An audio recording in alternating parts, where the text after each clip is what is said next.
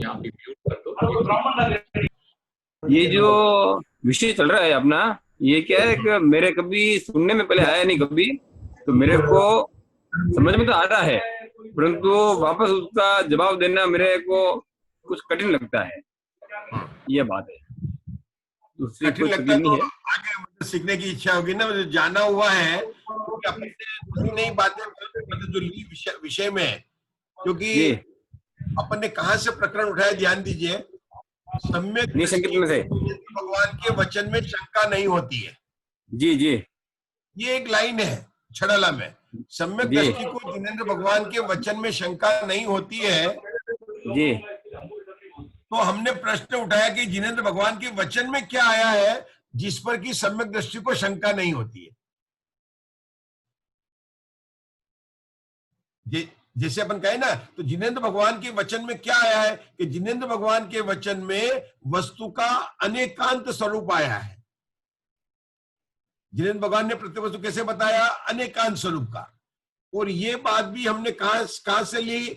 हमने पुरुषार्थ सिद्धि उपाय में निशंक अंग की जो आचार्य अमृतचंद की गाथा है उसमें वहां लिखा है कि सम्यक दृष्टि को सर्वज्ञ के द्वारा कहे गए अनेकांत वस्तु के बारे में क्या यह सत्य है या असत्य है, ऐसी शंका नहीं होती है। तो षडाला में चल रहा था जिनेंद्र भगवान के वचन में शंका नहीं होती है।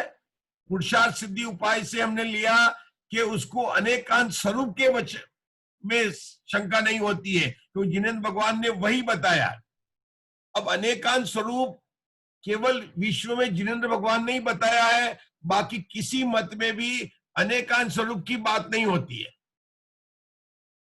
तो हमारी जिज्ञासा उठी कि वस्तु का अनेकांत स्वरूप क्या है। तो कांति भाई आप बताएंगे, 4 बोल है उसके कि जो वस्तु तत् है वही अतत है, जो एक है वही अनेक है, जो सत्य है वही असत्य है, जो नित्य है वही अनित्य है। नित्य है। ये वस्तु का अनेकांत स्वरूप है। हर एक वस्तु इनसे गुथी हुई है। तो हमारा प्रश्न ये उठा जिज्ञासा के रूप में कि ये तो बोल हुए, हमें तो जिनेंद्र भगवान के वचन में जो अनेकांत स्वरूप आया है उससे सम्यक दर्शन की प्राप्ति उस जीव ने कैसे की है यह समझना है, क्योंकि हमें सम्यक दर्शन की प्राप्ति करना है। तो हमने हर एक का एक एक का बोल का कि नित्य अनित्य का क्या अर्थ है, सत असत का क्या अर्थ है, एक अनेक का क्या अर्थ है, इस तरह से उस पर चर्चा करना प्रारंभ किया। फिर क्या वस्तु अनंत ये युगल धर्म है ना? तो प्रश्न है कि वस्तु में तो ज्ञान दर्शन चारित्र से अनंत गुण होते हैं, तो कि हाँ भाई वस्तु जो अनेकांत वस्तु है वो 2 तरह से जानी जाती है, अनंत गुणात्मक और अनंत धर्मात्मक। तो हमने अनंत गुणात्मक में साधारण गुण, असाधारण गुण, साधारण असाधारण गुण की चर्चा की। उनकी चर्चा ही नहीं की, उनसे सम्यक दृष्टि किस प्रकार से लक्षण बनाकर, कौन से गुण को लक्षण बनाकर, लक्ष्य यानी अपनी आत्मा, यहां पर लक्ष्य केवल अपनी आत्मा है, क्योंकि तो सारा प्रयोजन अपने आत्म तत्व की प्राप्ति के लिए है। तो कैसे उसको प्राप्त करता है, कौन सा लक्षण सही है, उस लक्षण के दोष की बात आई, अतिव्याप्ति, अव्याप्त और असंभव। तो इस तरह से एक अनेकांत का एक प्रकरण शुरू हुआ। अब ये तो अनेकांत वस्तु का स्वरूप है, लेकिन इसको जाना कैसे जाता है? तो इसको जाना जाता है स्याद्वाद की विद्या से। तो स्याद्वाद क्या है कि वो कथन की पद्धति है और उसमें सप्तभंग की योजना लगती है। सप्तभंग की योजना से स्याद्वाद से वस्तु कैसे जानी जाती है? तो कि वस्तु प्रमाण, नय और निक्षेप से जानी जाती है। बस ये अपना पूरा विस्तार ये हुआ कि जिन वच में शंका न धार, और ये सब बातें जिनागम में आई है।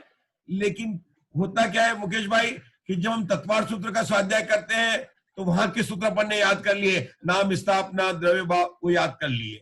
जब छड़ाला किया, छड़ाला का याद कर लिया। जब हमने पुरुषार्थिति उपाय का स्वाध्याय किया उसको भी कर लिया, लेकिन इन सब ग्रंथों में क्या मिलाकर सम्यक दर्शन की प्राप्ति की विधि बताई है, उसको हमने यहाँ पर एकत्रित करके चर्चा का विषय बनाया, और ये सहज ही निकला है।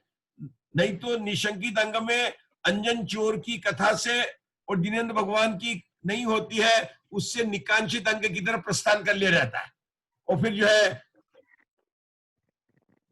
इस तरह से बढ़ जाते हैं। लेकिन निशंकित अनेकांत स्वरूप की चर्चा के बाद में एक पॉइंट और निकला कि आचार्य भगवान कुंद कुंद देव ने निशंकित अंग में निशंका का अर्थ भय से रहित किया, हाँ और वहां पर भय से रहित 7 भयों से रहित किया। हाँ अभी ये चर्चा नहीं की है कि आचार्य कुंद कुंदाचार्य 7 भयों से रहित कहते हैं, और मानतुंगाचार्य ने भक्तामर में 8 भय से रहित बताया। भक्तामर में जो 38 नंबर से जो काव्य है, जो भय के काव्य चलते हैं 45 तक, वहां पर 8 भयों की बात है, और युद्ध की बात दो काव्य में ली, 8 लाइन में ली है, 2 बार ली है हाँ, युद्ध 2 बार 2 बार ली वहां पर युद्ध की। तो भक्तामर का पाठ हम करते हैं, हमारे मन में ये प्रश्न तो आना ही चाहिए था ना कि भैया भक्तामर में 8 भय की बात चल रही है, यहाँ पर 7 भय की बात चल रही है, तो ये चर्चा का विषय लेना है। तो ऐसे जिज्ञासा रूप हमने विषय बनाया है, और अपन स्वाध्याय की वही पद्धति अपनाएंगे जिससे अपना कार्य अपने को समझ में आए सरलता से, लेकिन विषय तो नया लेना ही पड़ेगा, क्योंकि जाने की बोलना तो फिर सत्यनारायण की कथा हो गई है कि बोलो राम राम राम राम तो बोल लिया। सत्यनारायण की कथा नहीं करना है अपने को तो वस्तु तत्व को समझना है, वस्तु तत्व को समझना है। तो वस्तु तत्व समझने के लिए कोई नई बातें आएंगी, लेकिन हम धीरे धीरे उसको जा रहे हैं, प्रश्नोत्तर से जा रहे हैं, और हम तो आपके प्रश्न से ही आज का जो विषय बनाया वो आपके प्रश्न से, मतलब हमने जितना समझाया था आपके उत्तर उससे अधिक आए, तो मैंने कहा उसको भी बता देता हूं मैं आपको। नहीं तो मैं तो आज मेरा विषय मरण का भय लेने का था, लेकिन जब मैंने ये आशाबेन तलाटी और सीमा जी का जो उत्तर देखे तो उसमें एक और बात नहीं आई, तो मैंने कहा उसको भी वहां पर चर्चा कर लेंगे इस तरह से। कांति भाई आप कुछ बोलेंगे? बोलिए। नहीं बहुत जिनवाणी स्तुति कर लेते हैं अपन, और कल मरण भाई का अपन कल मरण का भाई जो है अपन लेंगे उसको। 1 मिनट। हाँ हाँ बोलिए। जय जिनेन्द्र, मुझे हाँ, जय पूछना है कि हाँ। आगम भाव निक्षेप और अनो आगम भाव निक्षेप, इन दोनों में परिभाषा कैसे लिखेंगे? जैसे जो शास्त्र ऐसे होई जिसमें केवल तीर्थंकर प्रकृति संबंधी बंध का नियम हो कि तीर्थंकर प्रकृति में क्या क्या उनको मतलब अच्छे पुण्य से क्या क्या फल प्राप्त होंगे, ऐसा वर्णन हो, द्रव्य आगम निक्षेप हुआ। और भाव आगम निक्षेप में जो प्रकृतियां उस टाइम में उदय में आ रही है, मतलब जो फल को जिस प्रकृति को वो भोग रहे हैं वो भाव आगम निक्षेप हुआ। सत्ता में नहीं, अभी वो प्रकृति उदय में है इसलिए वो उसका फल भोग रहे हैं। परंतु ये नो आगम निक्षेप और आगम निक्षेप में तो ऐसा शास्त्र आ जाएगा, शास्त्र के लिए लिखेंगे। और नो आगम निक्षेप में शरीर और शरीर के संबंधित संयोग संबंध जड़ चेतन दोनों जो कि कर्म को उदय होने में सहयोगी होते हैं, ऐसा लेंगे। हाँ देखिए, आगम और नो आगम में पहले तो क्या, आगम मतलब जिनवाणी, उस विषय संबंधित बुक, ठीक है, वो आगम हो गया। जैसे हम कहते हैं ना कोई डॉक्टर है तो उसके डॉक्टर संबंधी बुक उसका विषय हो गया, और उसके अतिरिक्त उसका कौन सा हो गया, तो आगम में यहाँ पर अपने को जिनवाणी संबंधी बुक, वो हो सकता है समय सार हो, वह सम्यक दर्शन की प्राप्ति का विधान हो, वह तीर्थंकर का हो, वेदना, कोई भी सब्जेक्ट होगा, उसके अतिरिक्त जो भी बात होगी वो नो आगम की होगी। अब नो आगम में क्या लेंगे, मुख्य रूप से कर्म और नो कर्म, क्योंकि हमारे पास में कर्म और नो कर्म है।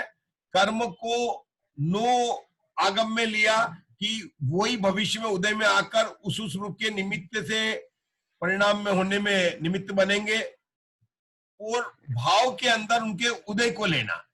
लेकिन अब जब उदय को लेंगे और आप तीर्थंकर प्रकृति की बात कर रहे हैं तो 2 चीजें, एक तो तीर्थंकर नाम की प्रकृति, और एक है तीर्थंकर प्रकृति से युक्त जीव। फिर से अपन भाव आगम निक्षेप, क्योंकि आप प्रश्न उठा रहे हैं तो चर्चा करना पड़ेगा कि एक दो चीज वहां पर है। एक तो तीर्थंकर प्रकृति जो उदय में आई है, तीर्थंकर प्रकृति का उदय हुआ 13वें गुण स्थान में। दूसरा, तीर्थंकर प्रकृति के उदय में आया हुआ जीव।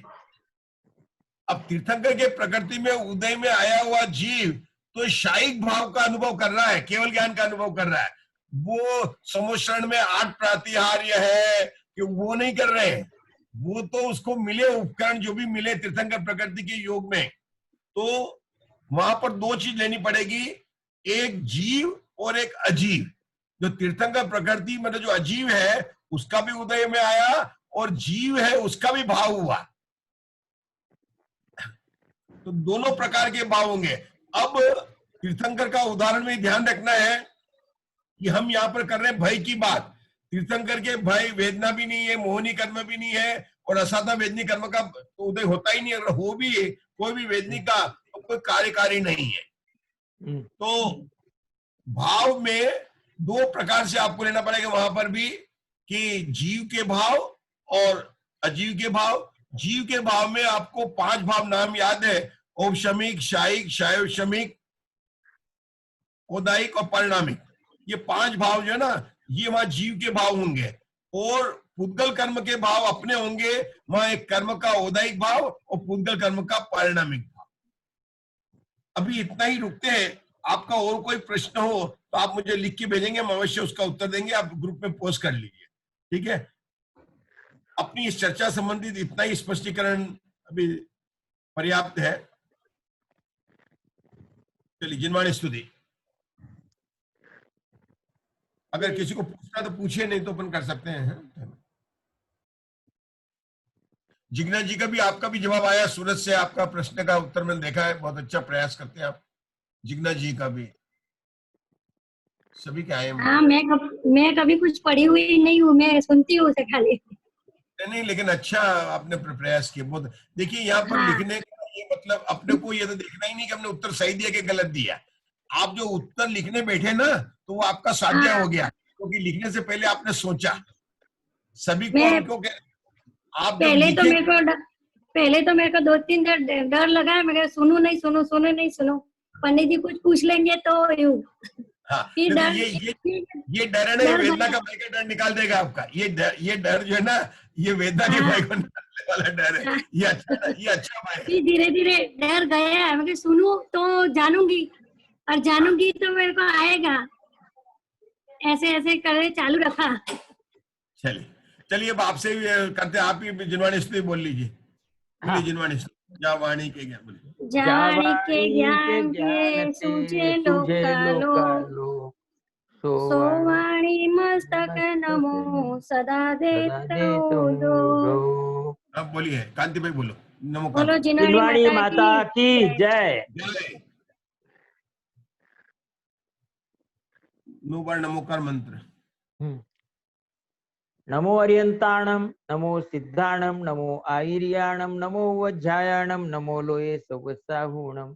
नमो अर्यंताणम, नमो सिद्धाणम, नमो आयर्याणम, नमो वज्जायाणम, नमो लोये सवसाहुणम। नमो अर्यंताणम, नमो सिद्धाणम, नमो आयर्याणम, नमो वज्जायाणम, नमो लोये सवसाहुणम। नमो अर्यंताणम, नमो सिद्धाणम, नमो आयर्याणम, नमो वज्जायाणम, नमो लोहे सवसाहुणम।